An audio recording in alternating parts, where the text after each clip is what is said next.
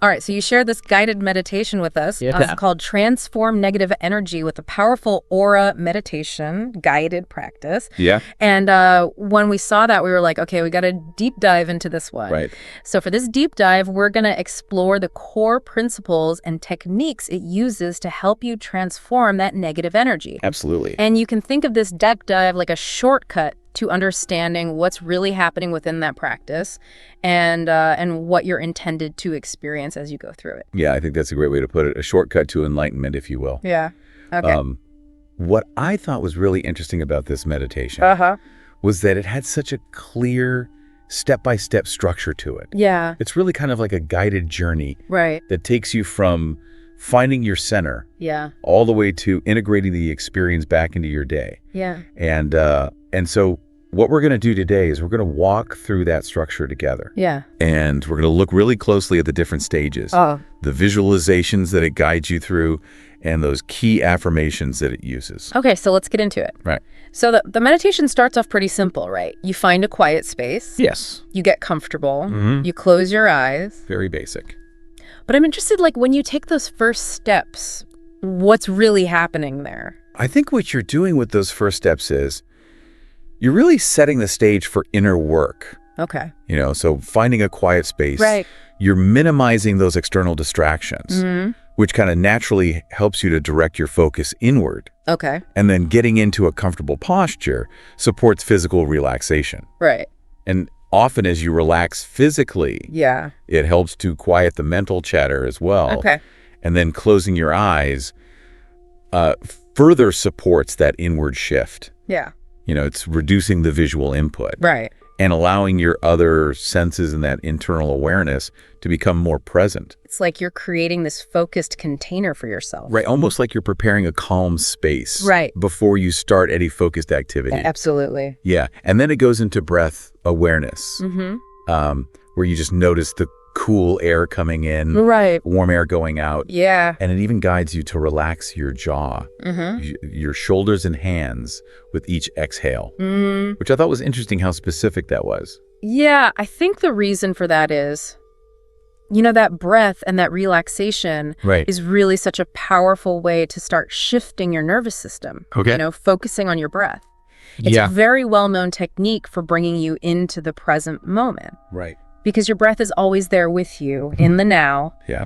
And then when you specifically direct someone to relax, common areas of tension like the jaw, shoulders, hands, with each exhale, you're encouraging your body to release those physical holding patterns that often accompany stress. And so it's a really direct way to kind of signal to your body that it's okay to relax. Okay. Yeah. Let go a little bit. Yeah. And then it has that instruction where it says, just let go of anything that you don't need to hold on to in this moment. And it feels like a mental release, like decluttering your mind as your body relaxes.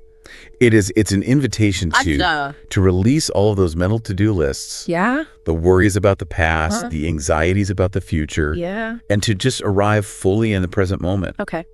And that creates a sense of mental spaciousness and openness. Yeah. Which makes it much easier to engage with the deeper aspects of the meditation. Okay. And then it goes into bringing gentle attention to your body. Yeah. Feeling your connection to the earth, like establishing roots almost. Right. Why is that feeling of groundedness so important, do you think? That feeling of being grounded, of sensing your connection to something stable and supportive is incredibly valuable. Right. Especially when you're about to explore your inner landscape. Okay. It helps to create a sense of safety and security, which can be so essential when you start to touch on those deeper emotional or energetic layers. Okay. It's like making sure that you have a firm foundation before you embark on a journey. Okay. You wouldn't want to build a house on sand. Right, exactly. Right. Yeah, and then it comes to the affirmation where it says, I'm safe, I am present. And it's just so simple. Yeah. But it feels so anchoring. Yeah. What do you think is the psychological significance of those two statements in particular? Well, it's interesting because that affirmation really acts as an anchor in the present moment. Okay. And it addresses two fundamental human needs, safety and presence. Okay. So by silently repeating, I am safe, Right. you're offering reassurance to your subconscious mind. Okay. You're creating that sense of security within yourself. Yeah. And then, I am present, directly counters the tendency of the mind to wander. Right. Which it always wants to do, to the past or to the future. Always. Yeah. And it's a way of intentionally drawing your awareness Right. to the here and now. Yeah. Which is really the only place where true experience happens. Okay. And so these simple phrases can actually have a really profound effect on calming the nervous system and focusing attention. So you've established this grounded present state. Yeah. Then it moves into what it calls the corridor visualization. Okay. And a focus on aura awareness. Right. So it has you visualize walking down this narrow corridor that represents your energy field, your aura. Now, if someone isn't really familiar with auras, how can they best engage with this part of the meditation? So I think the best way to think about it is to think of this corridor as a metaphorical space that represents your inner world, your overall energetic and emotional state. So whether you literally perceive an aura or not, it's giving you this tangible image, this corridor to focus on as a representation of your inner landscape. And then it instructs you to notice details like brightness, smoothness, texture, which encourages you to engage your intuitive senses. And become aware of subtle sensations or feelings that might arise. So it's really about tuning into your inner experience through the lens of this metaphor, the corridor. And it specifically says there's no right or wrong perception, which I think is really important because it takes away the pressure to have a specific kind of experience or to see something in a certain way. Right. That's a really crucial element. Because the goal isn't to achieve some correct visual experience, but rather to cultivate that sense of inner awareness. So whatever arises for you within that visualization, whether it's a color, a sensation, or just a feeling, is totally valid and can actually provide you with information about your current energetic and emotional state. So it's about a non-judgmental observation of your inner experience. So as you're walking through this corridor, the meditation talks about becoming aware of any sensations or emotions that might arise. And it suggests that this could be negative energy seeking release. So how might those held energies manifest within the visualization? Well, the idea here is that our overall energetic and emotional state can actually hold on to the imprints of past experiences. Unresolved emotions, limiting beliefs, things that we often categorize as that negative energy.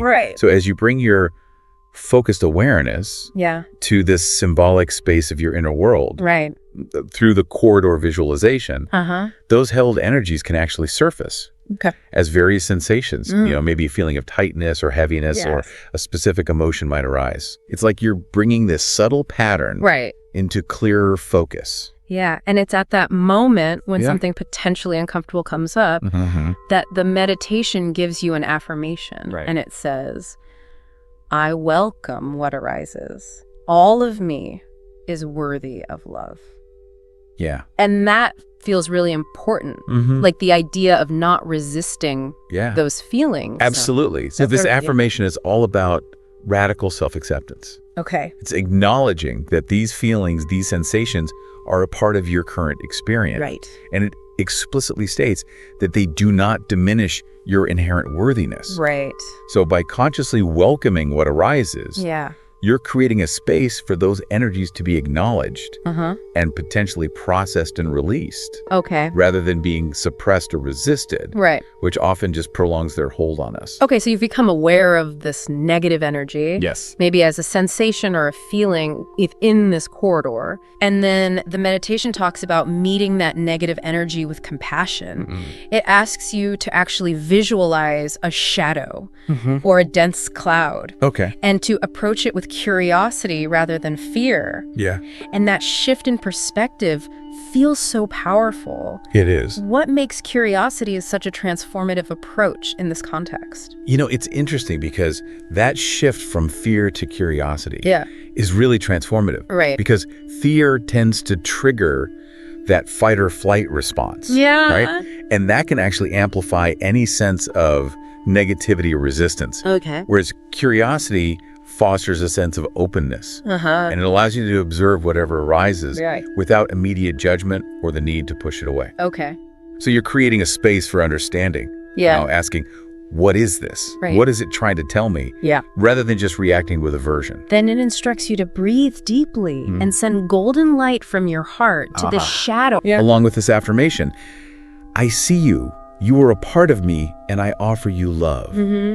It's such a gentle and compassionate approach. It is. What's the significance of directing this light from your heart center? So I think by directing that golden light from your heart center, you're really emphasizing the power of compassion and loving kindness. Okay. As agents of transformation. Right. And the heart, of course, is often associated with feelings of love, empathy, and connection. So by consciously sending this light from that space, you're intentionally directing those healing qualities towards the identified negative energy. Right. And then the affirmation reinforces this compassionate approach by acknowledging the negative energy as a part of yourself. Okay. Right? Yeah. Rather than something separate or alien. Right. And by offering it that fundamental need for love and acceptance. Yeah, and then it explains this as transmutation. Right. The negative energy transforming as the light softens it. Like dark mist dissolving in sunlight. Exactly. And it gives this key insight. Okay. That negative energy is often a wounded part of us. Right. That's asking for attention. Yeah. And that love facilitates its transformation. It's a really profound idea. It is. How do you think that this idea of wounded parts relates to our experience of negative emotions? You know, I think that this idea of negative energy being a wounded part, seeking attention, really resonates with a lot of different psychological models. And the idea is that often what we perceive as negative emotions or recurring negative patterns can actually stem from unmet needs, past hurts, or unresolved experiences. And so these wounded parts can manifest as negative thoughts, feelings, or behaviors. But by approaching them with love and compassion, like this meditation is guiding you to do, you're essentially offering them the care and validation they may have lacked, which can then facilitate healing and integration, rather than just continued acting out. Okay, so as you're offering this love and the negative energy starts to dissolve, the meditation goes into expanding your aura, and it calls it the corridor of light. Okay. And so the visualization changes, the corridor widens, the walls dissolve as the negative energy is loved. What does that visual expansion signify energetically? I think the visual expansion symbolizes a release of constriction and a return to a more open and flowing energetic state. So as that negative energy is met with compassion and it begins to transform, the overall energy field, which is represented by the corridor, becomes lighter and less constricted. And the dissolving walls suggest a breaking down of any perceived boundaries or limitations that may have been associated with holding on to that negativity. So it's a visual representation of liberation and increased energetic flow. And then the aura brightens into vivid gold or white, which are often associated with high vibrational energy feelings of peace and purity. Those colors are often linked to feelings of clarity, well-being, and a sense of higher consciousness. So that brightening of the aura is a visual metaphor for the positive shift that has occurred through the process of acknowledging and loving that negative energy. So it represents a return to a more balanced and harmonious energetic state. And then there's that affirmation. My aura is a shield of light. Only love enters. Only love remains. It's such a strong statement. It is. Of protection and intention. How can this kind of affirmation influence your daily experience? I think that affirmation acts as a really powerful declaration of intent for your energetic boundaries. So by stating that your aura is a shield of light and that only love enters and remains, you're consciously programming your energy field with a protective and positive intention. And this can influence how you interact with the world. You know, by setting this subtle energetic boundary that encourages positive interactions and helps to deflect negativity. It's a way of reinforcing that positive shift you've just experienced and setting a tone for the future. Okay, and then says to take 3 breaths. Yeah. Inhaling purity, exhaling old stories, right, and then a 20-second pause for this imagined transformation to settle. Yeah. Why is that pause so important, do you think? Well, those conscious breaths really serve as anchors. Okay. They're helping to integrate that energetic shift on a physical and mental level. Right. And then that imagery of inhaling purity and exhaling old stories reinforces that idea of releasing what no longer serves you. Okay. And consciously taking in that positive energy and then that 20-second pause. Right. It provides a moment, a dedicated moment for this energetic shift to settle in, to be fully experienced, and for your body and mind to start to adjust to the new state. Yeah. It's a moment of stillness and absorption. And then the meditation transitions into affirming oneness and forgiveness. And it gives you specific affirmations to repeat. I forgive myself for seeing separation. I forgive others. I choose to see all as love, myself, others, every experience. And there's huge emphasis there on interconnectedness and releasing past grievances. Yeah, absolutely. Yeah. Those affirmations really extend the healing process beyond the individual to encompass a broader sense of connection and release. Yeah. So forgiveness, both of yourself and others, is such a powerful act of freeing yourself from the burdens of resentment and past hurts, which of course can be significant contributors to negative energy. Right. And then that affirmation, I choose to see all as love, is a profound statement of intention.